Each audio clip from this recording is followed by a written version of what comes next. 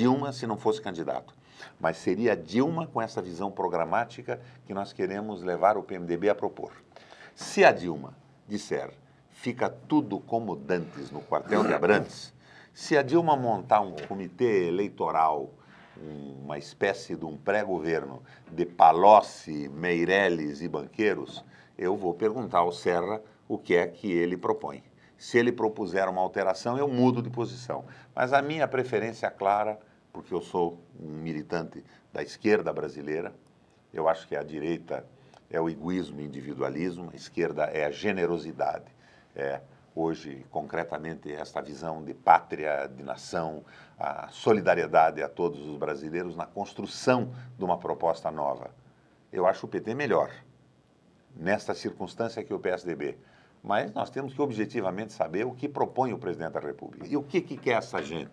Trocando apoio por cargo, por emprego, por Correio, por Porto de Santos, por Petrobras, diretoria da Petrobras, que é manter o status quo aderente ao governo sem se preocupar com o país, mas com a sua própria aventura de vida, o seu sucesso individual e a sua reeleição.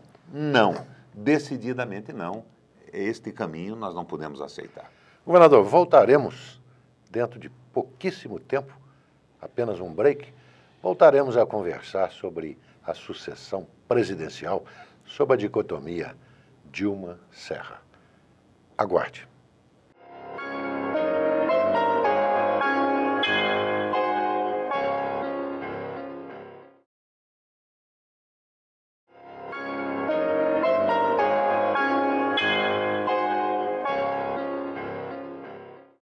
Voltamos aqui no programa Falando Francamente da Paraná Educativa, diretamente de Brasília, a conversar com o governador Roberto Requião, lançado candidato à presidência da República pelas bases do PMDB. Governador, falávamos no final do último bloco da opção Serra-Dilma. Eu pergunto ao senhor, sem provocação, não são vinho da mesma pipa? Não são a mesma coisa? Não são um governo neoliberal que existe e outro que existirá? Veja, sobre um determinado aspecto você tem razão. Do ponto de vista da preocupação social, eu acho que não. Sim. Que eu defino os dois de um ponto de vista global, pelo seu entorno. O Serra está com o PSDB. Sim. E não tem quem não saiba no Brasil o que é o PSDB. O apoio do Fernando Henrique Cardoso, que agora é o defensor da liberação da maconha. Aliás, ele fez uma palestra em Curitiba, ele e o Rudolfo Giuliani de Nova York. O Giuliani com a tolerância zero e o Fernando propondo a liberação da maconha. Sim. Mas o Fernando hoje é um peso morto em qualquer candidatura e o PSDB, como conjunto de ideias, está muito desgastado. Ele colocou o Brasil numa fria. A Dilma tem um passado mais à esquerda, ela mobilizou a sua vida pela sensibilidade política, pela solidariedade aos mais pobres e aos brasileiros. Mas jamais disputou uma eleição. Mas isso não quer dizer nada. Você compara um com o outro. Agora, o que eu vejo é que, deixando de lado a preocupação indiscutível do PT, o idealismo de bases petistas, sim, que levam à consecução de políticas sociais sólidas, do ponto de vista da gestão da economia, hoje, até que eles se expliquem, não existe diferença alguma.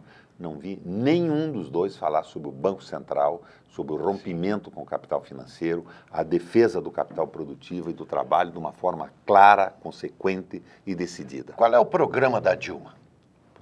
Que a palavra... Continuar o governo Lula? A palavra com a nossa ministra, e eu acho que eu e você, eu como governador do estado do Paraná, que tem a Paraná Educativa, e você, podíamos fazer aqui um convite para a Dilma e para o Serra, para uma entrevista, para dizer a que vem.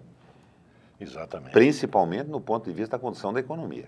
Agora, porque hoje, concretamente, e eu não estou fazendo uma condenação, sim, eu acho que a circunstância levou o governo federal a tomar uma série de atitudes que não seriam as atitudes normais do Lula, eles não se diferem na condução da política econômica.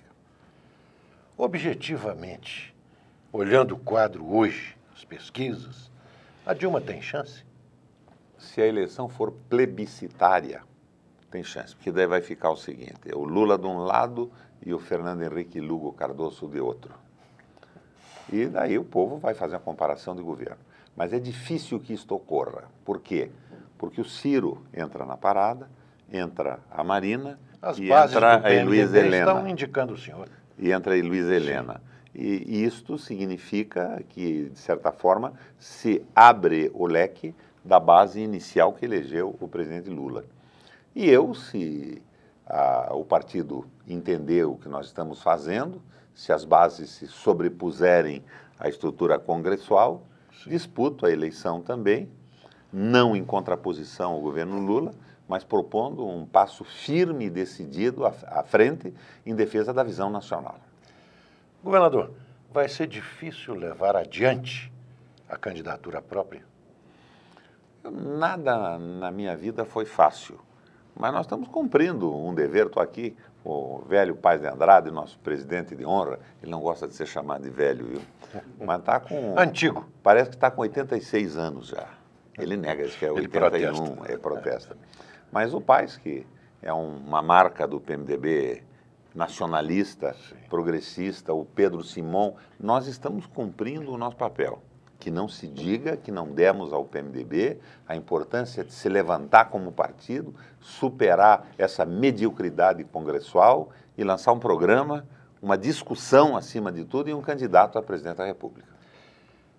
Voltando àquela tese da liberação de verbas, sob outro ângulo, o senhor teme represálias do governo, do PT, da Dilma, do Lula, quando começa a percorrer o país? Não, eu digo a você que do ponto de vista do Paraná, essa defesa do capital financeiro tem nos prejudicado muito. Sim. Tá? Nós temos uma pendência com o Banco Itaú absolutamente ilegítima e a Secretaria do Tesouro nos pune, estabelecendo uma cobrança de juros absurda. Já nos tomaram 250 milhões para defender os interesses do Banco Itaú, como se a Secretaria do Tesouro fosse o cartório de protesto da Banca Nacional. E o presidente não sabe de nada? O senhor não estrilou junto ao presidente? Já estrilei muitas vezes. Eu só quero deixar claro que não é isso que me leva a estabelecer essa dissidência dentro do PMDB. Mas o comportamento... Parece que dissidentes são eles. O comportamento do setor econômico do governo comigo não é exclusivo, é com o Brasil inteiro. É o juro alto, a defesa do capital, a proteção dos bancos. Isso é uma regra geral para este segundo governo, principalmente do presidente Lula. Agora, não temos retaliação, não. Eu mantenho uma boa relação pessoal com o Lula e ele sabe que eu gosto dele e admiro a sua performance na vida. Sim. O senhor falava do programa, do plano, não só de governo, mas um programa para o país. Já está sendo redigido entre os seus auxiliares? Não, nós estamos conversando sobre isso intensamente. Sim. O Mangabeira Unger, que foi um dos responsáveis por essa jornada, o início dessa jornada, tem feito palestras sobre o programa no Brasil inteiro. Nós estamos tentando ajudar. Na verdade, os meus dois maiores estímulos foram do Mangabeira e do Pedro Simon. Depois dos diretórios de São Paulo, Santa Catarina e Rio Grande do Sul e os companheiros que vieram à reunião de Curitiba. Sim. E nós estamos pensando num programa. Mas veja bem, o que nós diríamos? Basicamente a defesa do capital produtivo e do trabalho. O fim da precarização do trabalho e deste veso de fazer o Brasil concorrer com um país-eco de segunda categoria na economia global. Caminhos para isso. O dólar. O dólar teria que ser estabelecido numa faixa de flutuação e não podia sofrer o Brasil o impacto da apreciação extraordinária do real que quebra a médio e longo prazo a nossa economia. Salário. Os Estados Unidos quebrou porque não aumentou o salário dos seus trabalhadores. Fez empréstimos que, afinal e ao cabo, o trabalhador não podia pagar. Voltou. Feito o bumerangue. Não conseguiram pagar o empréstimo da casa própria, do automóvel, do ensino universitário dos seus filhos, explodiu a economia, tudo caiu como um castelo de cartas. Por quê? Porque as empresas, ganhando fortunas, queriam acumulação. Era a ganância transformada em motor do desenvolvimento da humanidade.